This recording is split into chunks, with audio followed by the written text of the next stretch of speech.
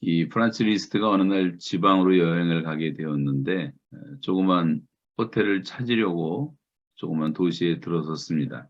그런데 그날 저녁에 그 마을에서는 피아노 연주회가 열린다는 포스터가 여기저기 붙어 있었습니다. 근데 그 포스터 안에는 이런 말이 있었어요. 세계적인 음악가 리스트의 제자 아무개라고 써 있었습니다. 프란츠 리스트는 아무리 생각을 해도 전혀 알지 못하는 사람의 이름이 써 있는 거예요. 자기 기억 속에 없는 제자라는 사람의 이름이 쓰여져 있었습니다. 이상하다고 느끼면서 이제 호텔에 들어가서 여장을 풀었는데 그 호텔 종업원의 말에 의해서 유명한 음악가 거장 리스트가 이곳에 왔다는 소문이 또 순식간에 온 마을에 퍼집니다. 마을 사람들은 오랜만에 열리는 이 음악회인데다가 또 이름만 듣던 프란츠 리스트까지 왔다는 말에 모두 기뻐하면서 몇 시간 전부터 연주회 장소로 사람들은 속속 모여들기 시작했습니다. 그런데 이제 그날 밤 프란츠 리스트가 왔다는 소식을 듣고 제일 놀란 사람은 바로 그날 밤 연주회를 열기로 한 주인공 여자 피아니스트였습니다. 그것도 그럴 것은 그는 리스트를 본 적도 없고 제자도 아니고 한 번도 만난 적이 없는 사람인데 버젓이 포스트에 제자라고 광고를 냈으니까 그걸 보고 이 리스트가 얼마나 불쾌하게 생각을 했을까 고민을 하게 됩니다. 그리고 이 여자는 고민 끝에 떨리는 마음을 억누르면서 이렇게 말합니다. 리스트 선생님, 오늘 밤 이 마을에서 음악회를 열려고 하는 사람입니다. 왜 나를 찾아왔소? 그랬더니 선생님, 제가 죽을 죄를 지었습니다. 저에게는 병든 아버지와 어린 동생이 있습니다. 그래서 제가 피아노 연주회를 갖지 않으면 우리 식구들이 살아갈 수가 없었습니다. 그런데 저 같은 애송이 피아노 연주회를 누가 들으려고 오겠습니까? 그래서 제가 리스트의 제자라고 거짓 광고를 붙인 것입니다. 용서해 주십시오. 그런데 그 간절한 그 여자의 이야기를 다 듣고 난 다음에 프란츠 리스트는 잠시 눈을 감고 뭔가 생각하다가 이렇게 말합니다. 나를 따라오시오. 그리고 그 호텔에 피아노가 있는 방으로 이 여자를 인도했습니다. 그리고 오늘 그 여자 피아니스트에게 오늘 연주할 음악을 한번 곡을 쳐보라고 얘기했습니다. 그것을 다 듣고 난 리스트는 여기저기 잘못된 것을 고쳐주고 그리고 나중에 이런 말을 합니다. 자, 이제 당신도 분명히 나의 제자가 된 것이오. 그러니까 오늘 밤 음악회는 리스트의 제자가 하는 것이 틀림없으니 아무 걱정하지 말고 연주하십시오. 이렇게 이제 안심시키고 용기를 주었다는 유명한 얘기가 있습니다. 그날 밤 음악회는 예상외로 대성황을 이루었고 사람들은 입추의 여지가 없이 몰려들었고 이 프란츠 리스트도 맨 좌석에 앞에 앉아서 한 곡 한 곡 끝날 때마다 크게 박수를 쳐주었습니다. 이 마음이 너그러웠던 리스트는 자기 이름을 도용했던 이 여자를 나무라하지 않았고 오히려 제자로 인정해주고 그에게 새로운 삶의 희망을 안겨준 것입니다. 다시 말하면 리스트는 정말 마음이 넓은 사람이었죠. 인간은 생각하는 갈대라는 유명한 말을 남긴 파스칼은 인간에 대해서 또 다른 정의를 내렸는데 중간자라는 말을 씁니다. 중간자. 사람은 천사와 악마의 중간자. 선한 사람이 될 수도 있고 악한 사람이 될 수도 있는 선과 악의 중간자라고 표현했습니다. 이 말의 의미는 사람은 그 마음에 따라서 달라진다는 것입니다. 마음을 넓히면 바다보다도 넓은 마음이 될 수가 있고 마음을 좁히면 바늘구멍보다도 더 좁아진 존재가 될 수 있는 존재가 바로 인간이라고 하는 것입니다. 그래서 중간자라는 말을 쓰는데요. 근데 우리가 종종 듣는 말 가운데 흔히 예수 믿는 사람들이 마음이 좁다는 말을 많이 듣습니다. 예수 믿는 사람들은 별로 그 융통성도 없고 말도 다 잘 통하지 않는다라는 비난을 받습니다. 여러분, 세상 사람들은 서로 얽히고 설켜서 관계가 불편하다가도 그냥 술 한잔하고 쉽게 마음을 열고 화해를 하는데 예수 믿는 사람들은 한번 꼬였다 하면은 몇 달, 몇 년을 가고 어떤 사람은 평생 동안 앙금을 풀지 못하고 신앙생활을 한다고 하는 그런 종교인으로 살아가는 사람들도 많이 있습니다. 여러분, 은혜 받은 사람들이 왜 서로 미워하고 다툽니까? 우리 주변에 싸우는 교회들은 얼마든지 많이 볼 수가 있습니다. 그래서 갈등하고 분쟁이 일어나고 별것도 아닌 것 때문에 서운해하고 상처받고 교회 옮기고 사람 얼굴 안 보고 그 이유가 도대체 무엇인가? 그 이유는 아주 간단한데 우리의 마음이 넓지 못해서 그렇게 되는 겁니다. 마음이 넓으면 다 해결될 수가 있는 문제예요. 아무리 우리가 은혜를 많이 받아도 우리 자신의 마음이 넓지 못하면 오해가 생깁니다. 마음이 좁으면 시기심도 생기고 상처도 쉽게 받고 별것도 아닌 거 가지고 서로 다투고 얼굴을 붉히는 일들이 일어나는 것을 보게 됩니다. 그렇게 되다 보면 금방 받았던 은혜도 다 쏟아버리게 되고 교회는 분쟁에 휩싸이게 되고 결국 믿음들을 무너뜨리고 교회를 떠나는 경우들도 많이 있습니다. 그래서 여러분, 믿는 사람들은 은혜 받는 것도 중요하지만 참 더 중요한 것 중에 하나는 우리의 마음을 넓히는 것입니다. 사도 바울은 너희 마음을 좀 넓히라고 권면하고 있어요. 근데 문제는 이제 어떻게 넓히느냐가 문제죠.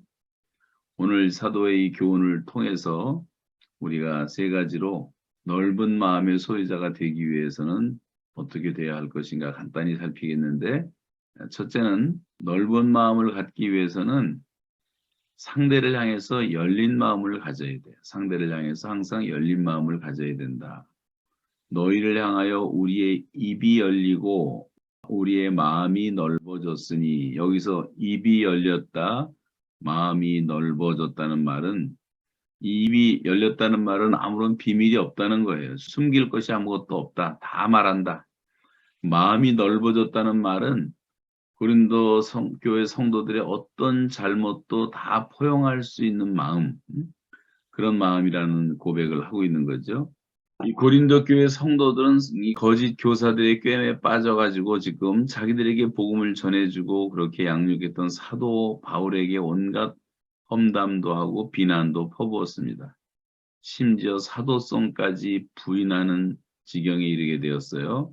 이것 때문에 사도 바울은 충분히 마음의 상처를 받고 고린도 성도들을 책망하는 것이 당연함에도 불구하고 그것을 참고 인내하면서 그들을 사랑하려고 하는 이 바울의 부성애적인 마음의 모습을 볼 수가 있어요. 사도 바울은 언제나 데살로니가 전서 같은 데도 보면 이 부성애적인 사랑으로 또 모성애적인 사랑으로 성도들을 양육하는 것을 볼 수가 있습니다. 바울은 그때 고린도 교회 교인들의 마음이 닫혀 있다는 것을 알았습니다.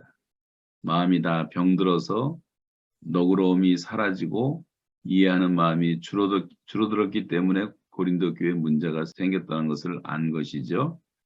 그래서 이 문제를 극복하기 위해서는 무엇보다도 고린도 교회 성도들의 마음을 열고 폭넓게 이해하는 마음이 우선되어야 한다는 것을 강조하고 있습니다. 우리가 은혜를 많이 받고 온전한 믿음으로 살기 위해서는 항상 우리의 마음을 넓히는 것이 중요합니다. 마음이 좀 넓어야지 모든 것을 바르게 볼 수가 있고, 우리가 운전을 해도 좀 시야가 넓으면 모든 것을 바로 볼 수가 있습니다. 바로 듣고 바로 판단하고 바로 행동하고, 이 넓은 마음을 가져야지 평안이 임하고 우리 마음에 사랑이 생기는 거지. 그러나 사실 마음이 닫힌 사람들을 보는 것은 정말 답답합니다. 이 닫힌 마음이라는 것은 마치 햇빛이 들어오지 못하고 바람 한 점 드나들지 않는 답답한 방과도 같은 것이죠. 이 마음의 문이 닫힌 사람들은 스스로 하나님의 은혜에서 떠나서 영적인 죽음 가운데 사는 것입니다. 스스로. 여러분, 우리에게 많이 알려졌던 얘기 가운데 이런 얘기가 있었죠. 2차 세계대전 끝나고 세계대전이 끝난 지 무려 27년이 지난 후에 그 당시 아주 격전지였던 이 태평양 군도 괌이라고 하는 섬의 한 동굴에서 쇼이치 요코라고 하는 일본 군인이 발견됐죠. 이 사람은 전쟁이 한참 치열할 때 대나무 밭에다가 굴을 파고 들어가서 숨었습니다. 그리고 그 깊은 산속에서 뱀장어 잡아먹고 나중에 물고기로 연명하면서 27년을 숨어서 지냈어요. 이미 전쟁은 끝났고 괌이라고 하는 섬은 세계에서 유명한 휴양지로 바뀌어져 있었는데 그의 마음속에는 계속 두려운 전쟁이 계속되고 있었습니다. 그는 어리석게도 그런 두려움에 빠져서 문을 열고 자유의 세상으로 나올 수가 없는 존재가 된 거죠. 그럼 우리가 마음을 열지 못하면, 우리의 마음을 넓히지 않으면 우리 스스로가 그렇게 비참하게 사는 것입니다. 거기에는 재앙이 있고 죽음이 도사리고 있습니다. 이 닫혀있는 마음은 정말 답답한 마음이고 어두운 마음이고 부정적인 마음이라고 할 수가 있어요. 열려있는 마음은 이해의 깊이가 있고 상대를 배려할 줄 알고 긍정적이고 진취적이고 굉장히 밝습니다. 저는 이게 사역을 하는 가운데 뭐 한두 번이 아니지만 뭐 여러분도 다 개인적인 경험이 있지만 정말 바람 잘 날이 없다고 뭐 유튜브를 통해서 나를 공격하는 사람들, 욕하는 사람들, 오해하는 사람들, 악플다는 사람들, 뭐 별 사람들을 다 만나게 됩니다. 여러분 사람이 그런 걸 경험하게 되면 마음에 다 부담과 상처를 느끼게 되죠. 저는 그런 사람들이 제게 들려올 때는 반드시 그분들에게 전화를 제가 직접 합니다. 그래서 나를 아십니까? 물어봐요. 다 내가 한 번도 만나본 적이 없는 사람들이 그런 이야기를 합니다. 그리고 저는 이제 가능한 한 기도하고 좀 부드럽고 또 겸손하게 접근을 하죠. 여러 사람의 그런 케이스가 있었습니다. 유튜브 상으로 저를 공격하던 사람들, 제가 전화해서 대화를 해보면 대부분 다 오해였어요. 그리고 본인들이 사과하고 이런 적이 여러 번 있었는데, 그래서 제가 느끼는 것은 일단 우리가 마음을 넓히고 사람들과의 이 직면하는 게 중요해요. 컨프런테이션이라는 게 모든 갈등 문제의 해결의 기본입니다. 일단 대면을 해야 되는 거죠. 그래서 사도 바울은 자기를 비난하는 자들을 향해서 먼저 마음의 문을 열었어요. 자기를 욕하는 사람들을 향해서 마음을 열었습니다. 상대방의 마음이 닫혀 있다고 원망만 하고 있으면 해결은 되지 않습니다. 대화가 되지 않는다고 비난하는 것도 해결책이 아니죠. 때로 상대방의 마음이 닫혀 있고 대화가 불가능한 경우가 있어도 비난하거나 원망하기에 앞서서 자신의 마음을 먼저 여는 것이 중요한 것입니다. 우리의 마음을 어떻게 여느냐. 내가 마음을 열 때 상대방을 우리가 용납할 수 있는 마음이 생기는 거죠.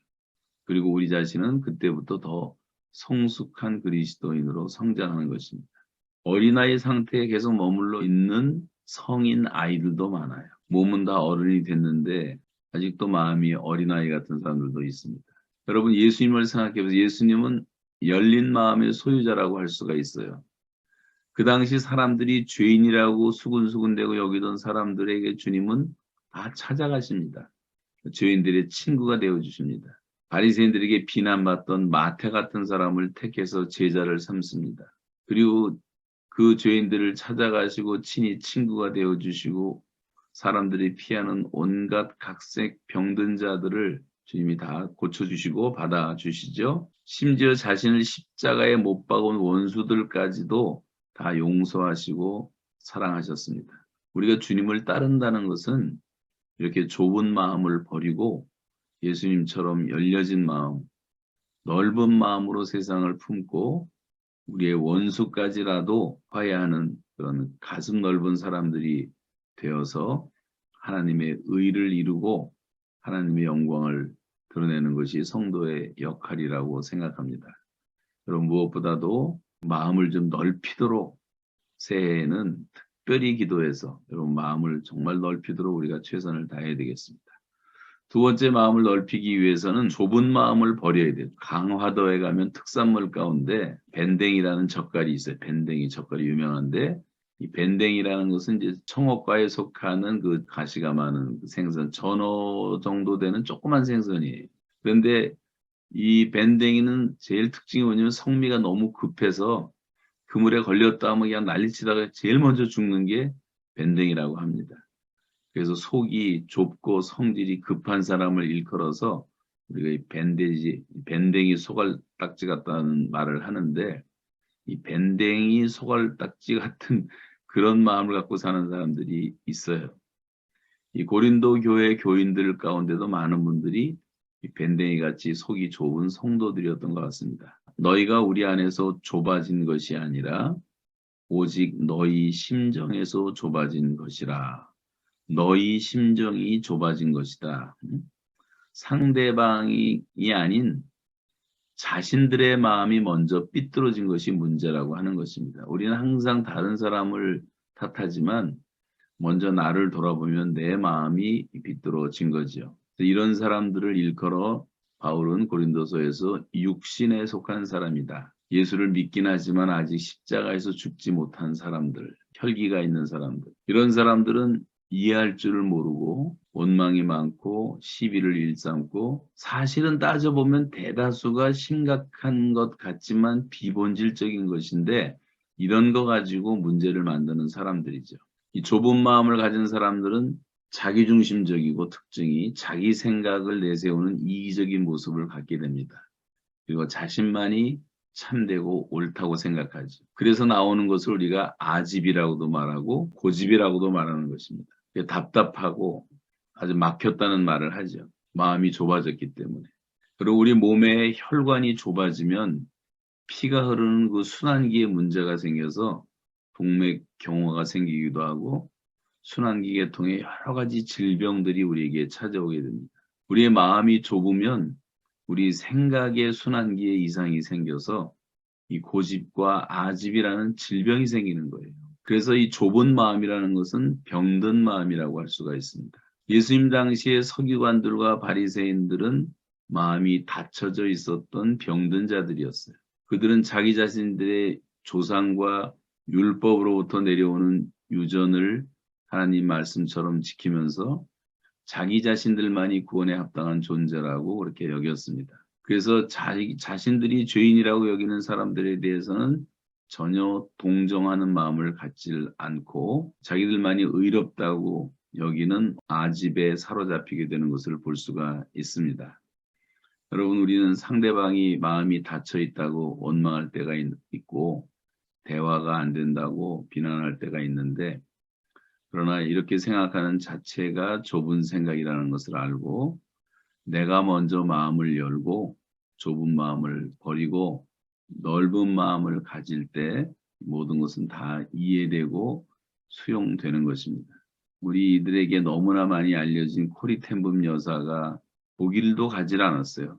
독일 사람들이 너무 밉고 싫어가지고 하도 수용소에서 고생을 해가지고 그러다가 어느 날 집회를 여는데 자기가 감옥에 있을 때 자기를 빨가벗기고 사람들 앞에서 수치 주고 모욕 주었던 간수를 만나게 되잖아요. 소름이 끼치고 어찌할 바를 몰랐는데 순간 기도하면서 손을 내미는 순간 하나님께서 위에서부터 부어주시는 그런 은혜가 임했고 그 사람을 용서할 수가 있었고 그리고 모든 사람을 품을 수가 있었다는 유명한 고백이 있는 것처럼 아무리 원수라 하더라도 우리가 마음을 열고 좁은 마음을 버릴 때 바로 용서의 기적, 사랑의 기적이 일어나는 것입니다. 여러분, 이 좁은 마음 때문에 우리가 얼마나 고생을 스스로 많이 하며 살고 있습니까? 이 좁은 마음 때문에 상대방에게는 얼마나 많은 우리가 고통과 피해를 주며 상처를 주며 살고 있습니까? 다른 사람을 탓하지 말고 우리가 금년부터는 이 좁은 마음을 좀 멀리 던져버리고 좀 넓은 마음으로 모든 사람을 좀 용납할 줄 알고 사랑하는 그런 그리스도인이 되시기를 또 성숙한 성도가 되시기를 축복합니다. 내가 자녀에게 말하듯 하노니 보답하는 것으로 너희도 마음을 넓히라고 말하고 있습니다. 저 유명한 그 빙점이라는 책의 저자인 미라 아야코는 수필집에서 이런 말을 합니다. 은혜에 익숙한 것은 무서운 것이다. 은혜에 익숙한 것은 무서운 것이다. 여러분 잘 생각해 보세요. 우리가 은혜에 너무 익숙해지는 것은 정말 무서운 것입니다. 그래서 그는 하나님 아무쪼록 내가 은혜에 익숙해지지 않도록 인도해달라고 기도합니다. 자, 그 이유에 대해서 미라 아야코가 한 내용을 한번 같이 읽어보면서 한번 생각해 보시기 바랍니다. 그는 이런 말을 하고 있어요. 나는 오랫동안 병원에 입원한 적이 있었는데 문병 오는 사람들로부터 선물 받는 일에 자신도 모르게 익숙해졌다. 그런데 어느 날 오랜만에 찾아오는 친구가 아무것도 가지지 않고 왔다. 아마 물건 대신 봉투를 준비해 왔겠지. 봉투를 주고 가는 사람도 있으니까 하고 생각했다. 그러나 오랫동안 이야기를 하다 그냥 돌아갔다. 지독한 구두쇠로구나 하는 생각이 들면서 소스라치게 깨닫게 되었다. 나도 모르는 사이에 얻어먹기를 좋아하는 자로 변해 있음을 알게 되었다. 여러 번 받는 선물에 익숙해진 것이 이제는 당연한 것으로 여기는 자신이 되어 있음을 알고 선물 받는 데 익숙해지지 않도록 조심해야 하겠다라는 이런 고백을 하고 있어요. 우리가 살아갈 때 어떤 기술을 익히는 것은 익힐수록 좋은 것입니다. 기술이라는 것은 익숙해질수록 좋은 거죠. 그것에 아주 익숙하면 아주 훌륭한 기술자가 되는 것이지만 은혜에 익숙하는 것은 무서운 거라는 거예요. 은혜에 익숙하다 보면 고마움에 대한 무감각한 현상들이 생기는 거죠. 너무나 당연한 것처럼. 태양을 쬐면서도 당연한 것처럼. 공기를 마시면서도 당연한 것처럼. 요새 미세먼지가 심하니까 누가 그러더라고요.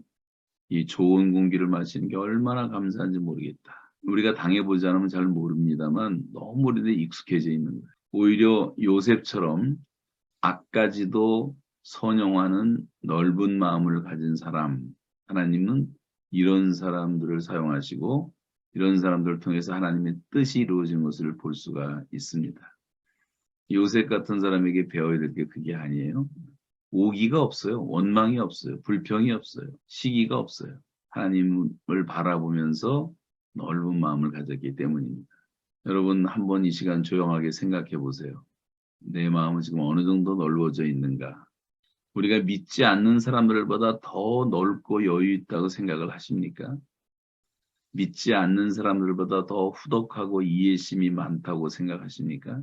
믿지 않는 사람보다 더 많이 감사하고 더 많이 사랑한다고 생각하십니까? 당연히 그렇게 돼야 되는데도 불구하고 우리가 실제로 그렇지 못한 경우가 많이 있어요. 답답할 정도로 우리의 마음들이 많이 굴절되어 있는 것을 경험하게 됩니다. 이해심도 부족하고 양보심도 적고 봉사하는 마음도 좁고 어떤 경우에는 이 세상 사람들의 마음보다도 믿는 사람들의 마음이 더 답답한 적이 많습니다. 이 크리스찬들인 우리에게는 믿음도 중요하고 기도의 능력도 중요하지만 우리가 어떤 마음을 가지고 신앙생활을 하느냐 하는 것은 훨씬 중요합니다. 그 마음은 바로 넓은 마음이라고 말하고 있어요. 넓은 마음으로 그런 마음을 갖고 있는 사람들이 봉사도 더 잘하고 하나님 나라를 위해서 물질도 선뜻 내놓고 또 늘 감사할 수 있는 마음이라고 생각할 수가 있습니다. 그러나 이제 닫힌 마음이나 좁은 마음을 갖고 있는 사람들은 그런 흉내조차 낼 수가 없는 거죠. 그래서 여러분 마음을 열고 좁은 마음을 버리고 하나님의 은혜에 보답하는 마음을 가지고 이 은혜에 보답한다는 것은 한 십자가 신앙이 아니겠어요? 나를 위해서 당신의 모든 생명까지 내어주신 하나님의 은혜를 생각하면 우리는 다 모든 것을 보답하며 살아야 될 존재인 것입니다. 그래서 이런 마음을 가지고 금년에는 누구하고도 원수 짓지 않고 갈등 갖지 않고 또 인간관계에 갈등이 없이 모든 사람을 다 수용하고 용납하고 받아주고 이해하고 용서하는 마음을 갖고 살 수 있는 넓은 마음을 주 예수의 마음을 내게도 주시옵소서.